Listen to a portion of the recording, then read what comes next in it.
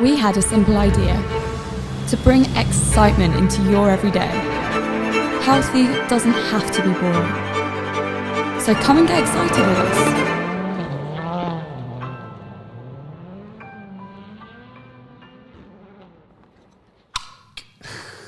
Hey guys, welcome to the podcast. This is number 4 of Grab Life by the Cans. Hope you enjoyed the last one, which was it David, the last one? It was indeed my favourite. We had a guest. So yeah, we hope you enjoyed that one. That was a bit more of a how you deal with weirdos, isn't it? Well, it was just quite nice to have a third person in. Kind of changed up the dynamic a bit, didn't it? It was a lot more interesting, yeah, than being just with you. Oh, all right then. Rude. So, today, the topic is... Well, we're not going to do a week roundup, what we've done this week or what we've been up to. Lots happened. So we've had Western Meat Trace. Yeah. That was before the last one. So we had Western Meat Trace, really cool. Give out 25,000 cans sampled. We had Ashley, who rode for us on the XITE Energy team. He managed to win Western Meat Trace again. Which was great. Pretty sick against 1,000 riders, 3 hours on the beach. It's mad. Yeah, that is pretty well going, that is. My microphone just cut out there. But yeah, that is... It was pretty epic, really. It was a great weekend. The brand was really well received. Everyone loved the drinks and the sunshine, so couldn't really ask for more. Yeah, it's a really good weekend. And then, what else have we been up to? So, yeah, that was Western Beach Race. To be honest, it's been so busy. It's all a bit of a blur. But we're now setting up for our 2020 plans, aren't we? Mm-hmm. Anything from like events, marketing, to potential new product SKUs, which has been quite fun. This week, but you're off to London today? Yeah, off to London today for a few meetings, which will be good. Go and have a look at all of our Holland & Barrett accounts.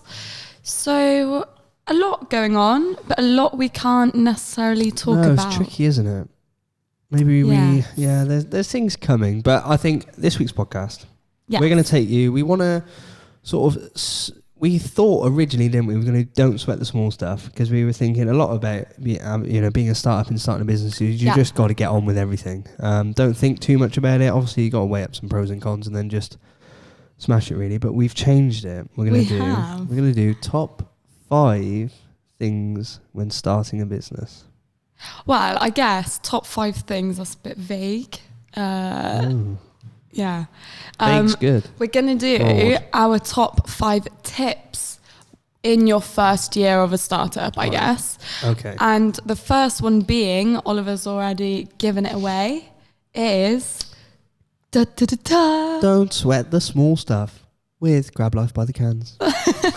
So, I guess what we mean by that is... Just do it. In the first year, I think you come across a lot of barriers like the ones that we've mentioned in previous podcasts. And those were actually quite big ones. But you also have a lot of small, annoying barriers to get over. And I guess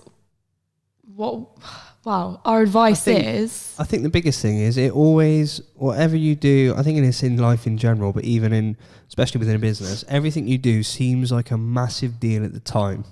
Yeah. But then once you've got past it and you're a year down the road and you look back, you're like, why did we even worry about that for more than an hour? That was tiny. Yeah, so I think that's the biggest thing we learned. And I think you have to learn pretty quick, and it happens in general life as well, is that some things you dither too long on actually make very little difference, and you probably just need to, even like shows, isn't it? You can worry about how it looks, blah, blah, blah, all the little bits and stuff. But I think it is that Pareto's rule, 80-20. If you do 20% of what you need to do, you'll get 80% of the results. And it really is that. Yeah, definitely. I mean, actually, our shows, that's actually a really good example. We've done quite a few shows. Some of them we've spent weeks and weeks and weeks planning and got to every fine little detail, and we've spent a lot of time thinking about it, double guessing ourselves, was it the right thing to do? Have we got the right marketing material, blah, blah, blah. But then other ones, like our most recent one that we went to in London, at lunch, we literally planned it the day before and went, and it was one of our better shows, I think. Yeah. And we so. literally just turned up with our XITE van and got on with it. And it was really good. So it's things like that where you might think, you know, oh, this event, it's a pinnacle event. We've got to make sure everything's, you know, top form. Think about it for about 2 months, when actually it's probably a bit of a waste of time. You can do just as good a job. Yeah, and I think it's not to say those moments in time aren't important when you're doing them, because obviously everything is important, but I think it is a case of realism in that, and even with meetings, and you think you're having a big meeting or you're meeting a big person who can help in different ways, and you think, oh well, that's the step, then that's what's going to be it. But really, you do that one step, and it's just one small steps of many, really, isn't it? Yeah, for sure. Yeah, and I think it will always change. I think we'll look back on this point and be like, oh, wasn't it? It was really big what we done. Even say with Western Island, it was a big event and all. But then you'll look back in a few years and it's like, probably not. Yeah. Do you know what I mean? In the scheme of things, it all changes, and I think your aspirations and goals change with that. So I think, we're going to touch smallly on each point, aren't we? I think to get through the 5, and then I think we're going to let you guys comment below. Make sure you've smash subscribe. Yeah. What do you do on podcasts? I don't know. Listen a couple of times. Yeah, just let it repeat. And I think then we'll dive into these a bit more in detail, because there's so much to explore with events. We're massive on events, which is to build the brand community. There's a lot to talk about social media and in different impacts online. It would be great to see what you guys want to hear more from us as well, because we could speak every day for the rest of our lives about the business, but it's what you guys want to hear. So please comment below. Any input is great. We'd appreciate it. So number 2, I think we're going to move on to agencies, aren't we? Because I think they're something you can get trapped into when you're a startup. So agencies, for those who don't know, when you're doing businesses, is you can do stuff in-house or you can look to an agency. So an agency is a small collective of people, or a big collective of people. Yeah. They come together with a collective knowledge base and they do one special thing for you. So it could be marketing, it could be sales, it could be website development, all these little bits and bobs. But I think you can get drawn into these people in a startup, and I think probably the one to touch on initially for us is the branding, isn't it? Because we went to an agency initially, and that's probably a good place to start. I think. So this is actually probably my most important bit of advice to anyone, is just in your first year, don't go to agencies.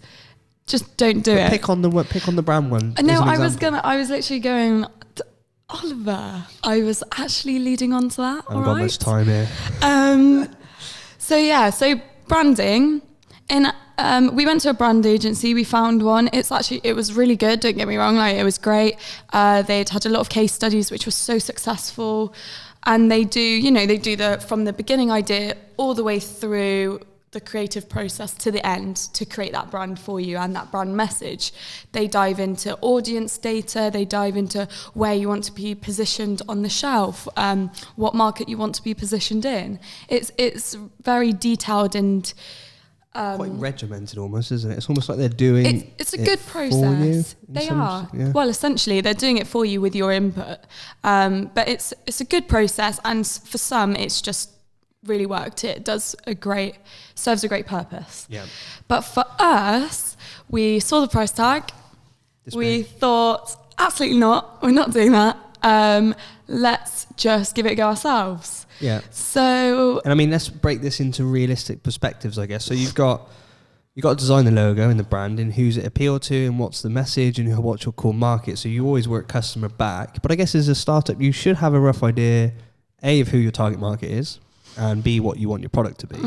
These agencies, to a large extent, if you want them to, will almost tell you who your customer is, what your product is, and how you should market it, which I guess for some companies and startups, they need that guiding help, but it comes at a cost. You're looking, I think the first quote we had on this was £15,000 to £20,000, which is to scope that idea for you, look into the brand messaging, how you should portray your brand, what it should be. And can I just say it was about £15,000 for stage 1, and there were 5 stages. And what was crazy, I thought, is they I think they wanted the first $5,000 or something to literally brainstorm your market. And I'm sat there thinking, wait, I've been thinking about this for 2 years. I'm pretty sure I know what I want to sell, and I know who my customer is. So I don't think perhaps this is the way we should go. But I guess some people do need that. But yeah, I think be very careful with agencies. And look, I think what's been massive with the internet is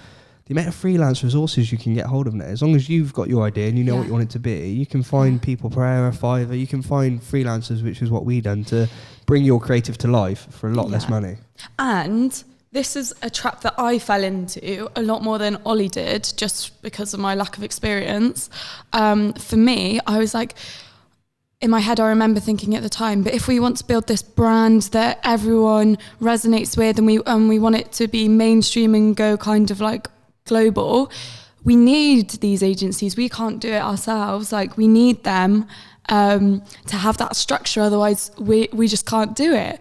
And then as we got into the process, and it was literally me, Ollie, and a couple of really, really good freelancers to kind of bring XITE together as what we wanted it to be, I was like, oh my God, it's a lie. You don't need them. And it is so true. You literally don't. I think the only thing, I'm just trying to think of, was there any negatives from not going the agency route? I guess the only thing that you could have said now looking back is maybe we made more mistakes early on than we would have with an agency, because I think they would have ironed out the mistakes quicker. But we learned from those. If anything, I think it's good to have those mistakes, and we definitely did make more without going with an agency. But we now know our product and our brand better than anyone.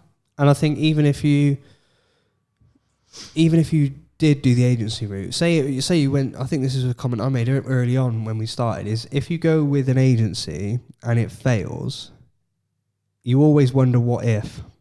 Whereas I thought if we do everything ourselves and it fails, then we're just done. Well, that's far easier to live with that. It's our fault. It's our fault, like, go back to our day jobs. I can live with that, but to think that you've done something perhaps and it wasn't right, and maybe it's not your fault, I think that for me was a bit weirder. On the other side of that, if anyone watching has in their first year had really positive experiences with agencies, would absolutely love to hear, because I know that they do serve a purpose for some people, and they do work. So especially with scale, isn't it? Because we're looking into agencies probably more so now, just for the scale we're getting to. With events, we've got an event this weekend, Regent Street in London, which is going to be quite cool, where we've got some simulators and different things with co-masters. Even this event, obviously, we're starting to look into staffing requirements, and the more events you do, the harder it is. We're using university ambassadors, which is cool, but then there's agencies for events, marketing. We're looking at a website agency now to maybe help us start the website up a bit, because we built that ourselves. So they have a place. I just think not early on. I think we should probably do a full podcast just on like agencies. So comment below what you would like to know about the elements that we would use agencies for, and ones we wouldn't. But so what's number 3? Oh, number 3. I'm trying to think. I did think of one. I think the next one for me probably has got to be sort of brand awareness. And I think you can I'm quite big, aren't I, on the way I see brands growing in this sort of time, especially as a startup, in cost-effective ways to build a brand. And I think that's the first thing in your 12 months is how can you cost-effectively build a brand. And we argue internally about this for days. A lot. I always get my way. But I think the biggest thing is you can see what big brands are doing, and obviously our category and our market is led by big brands, but I think you have to be super, super careful. One, because it costs so much money, and always try and say, well, who do you impact on these things, and what is the cost per impact? And we've all seen the rise of social media. We're now quite big in investing more into TikTok, which is an emerging platform. Oh God, go check it out. There's some funny videos on there. Jed put a video in here that came through. That was quality, but you didn't get no views though somehow. But yeah, anyway, off TikTok. I think the biggest thing in your first 12 months is you can leverage brand online so big and so cheap. I think that's what we learned early on. Yeah, for sure. And it's something that we do use as a measure whenever we want to do, not even necessarily an event, but anything out of home, any type of experiential marketing, which definitely does have its place. Yeah. I think it's hard because they're two completely different things, but you do have to measure the cost per impact of person, which obviously online social media platforms, you're just going to get more for your money. Yeah, and it's a tricky one for us to say because we've done far more events than a company our size would, but I think they've probably been born out of the racing side, haven't they? We've done a lot of motorsport events, which I think we've naturally progressed into from my racing. But I think if we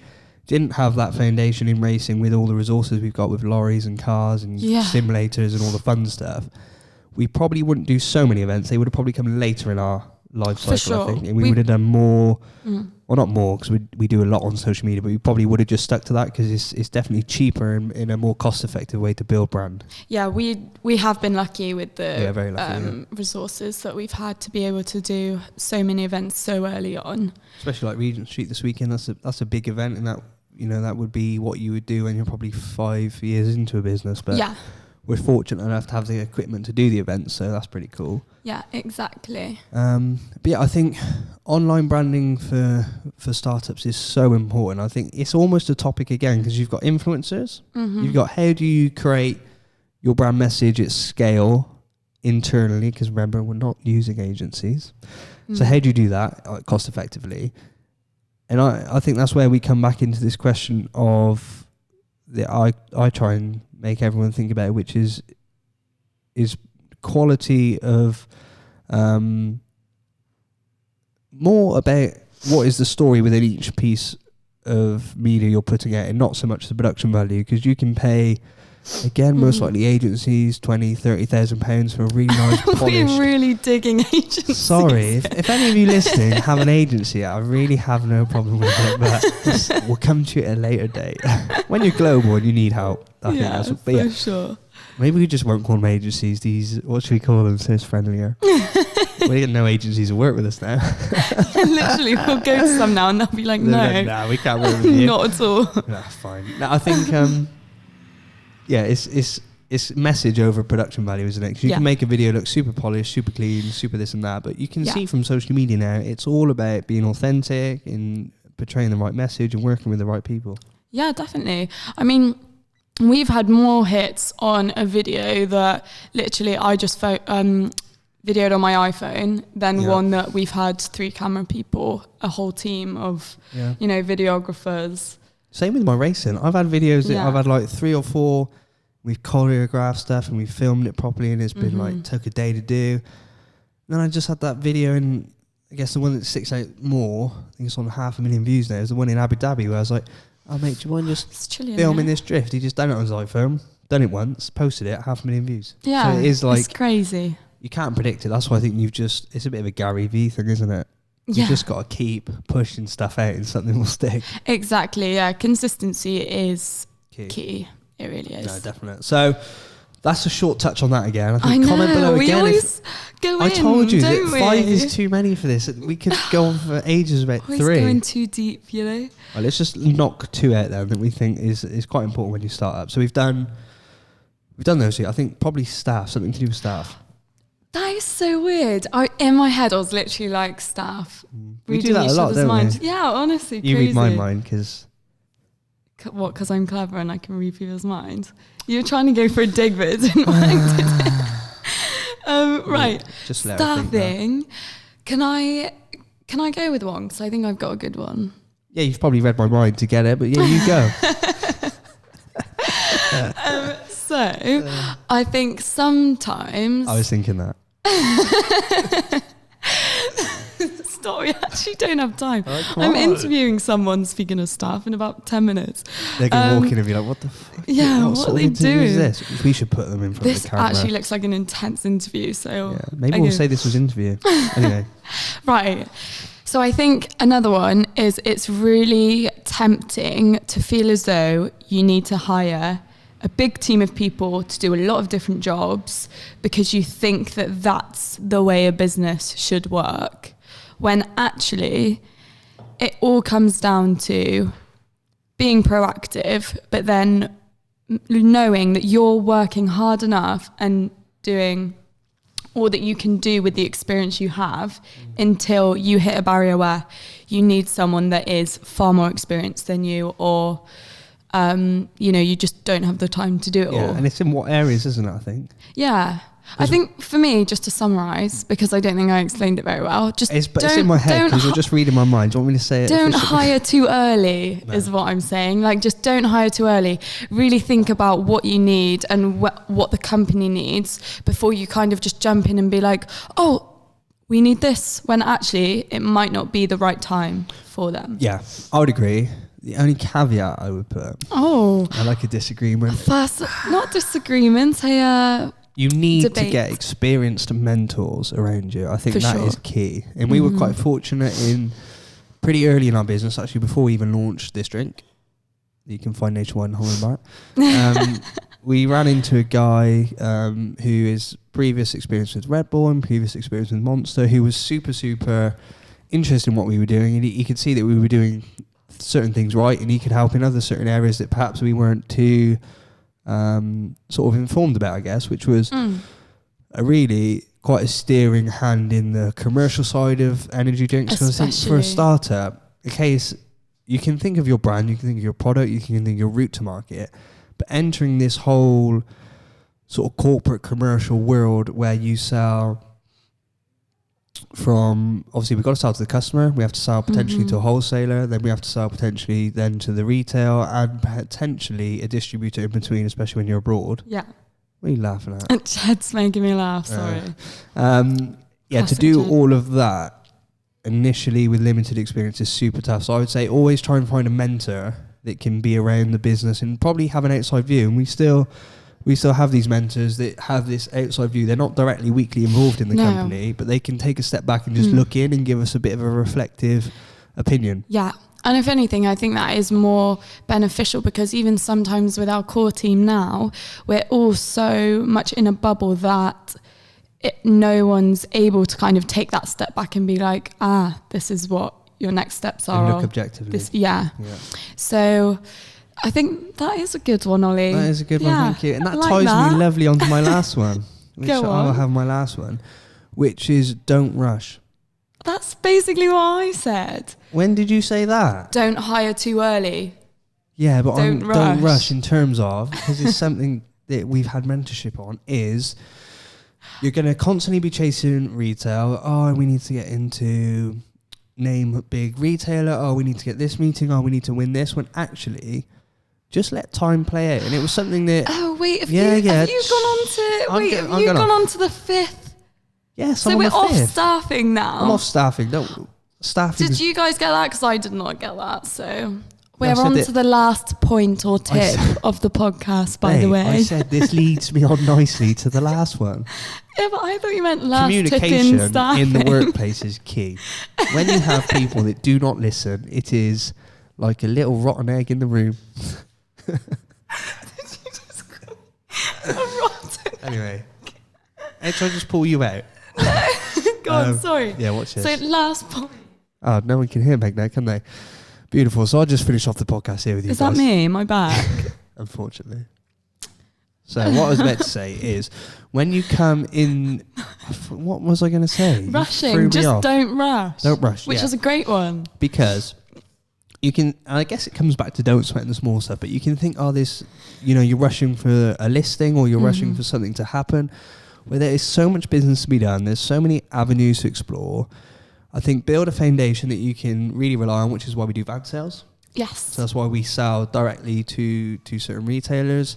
And that's internal, which a lot of people think is mad, but it works for us. It is quite key for us to build this foundation. And I think once you've got a foundation you can rely on, we almost want to be at the point that retailers ask us to be stocked. I think that's our key. That is where we want to be. Well, that's every brand's dream. So any retailer listening, you want to stock us, just www.drinkinsight.com. You'll find the email there. But no, I think that is actually really good, because you can sit there sometimes, and we are actually... impatient. Yeah, I think we're bad at this, is that we'll sit or we'll just be having dinner and we'll be like, right, we're not moving fast enough. How can we move? How can we push forward? How can we do this? And sometimes it's almost like you have to trust the process and you have to trust the fact that you are doing enough. Because I think when you're doing it, when you're not, if that makes sense. Yeah, if you're not doing shit, Yeah. You could just got to get on. Just got to crack on. Don't expect the sponsor. But stop saying that. I'm going to get a t-shirt made, actually. That'd make a good t-shirt, wouldn't it? I think it's been done, you know. It's quite a known phrase. Yeah. But no, I think you're right. Just don't rush and trust the process, as cliche as that sounds. It's a snowball effect, especially with really a company is. like this. I think once you get a sale here and then a sale there, then the brand awareness grows, and then you get a retail listing, and then that grows, and then you get in with a wholesale, and suddenly it's a snowball effect, and everything gets quicker and quicker and faster, quicker and quicker and faster. And I think on that note, that is perfect time to end. I think that's good. Otherwise, yeah. Drop a comment, anything you want us to explore in a bit more detail. Yeah. When are we going to do the next one? I'm off to South Africa next week racing, which I'm super Who excited. says I'm off? Like, we are. Okay. I'm coming too. Didn't know you was coming, actually. It's a bit of a disappointment. No, that is super exciting. Shouldn't you be staying and doing work? Right. Oh, it's your interview. I think that's a great timing, actually. Great timing. And So, in that note, yeah, I'll be racing South Africa. We've got a retail meeting out there, which is interesting. yes. So, yeah, let us know in the comments below. Remember to like, subscribe, listen, repeat, everything you guys need to do. And we will be live with you next Tuesday. Hope you enjoyed this one. Till next time, this is Grab Life by the Cans. Wait, what did you say? Signing off. Signing. If Excite fails, I'm going to be a radio presenter. Just 11 microphones. Good input. Good input there. Cut that out, Jed. Bye. Bye.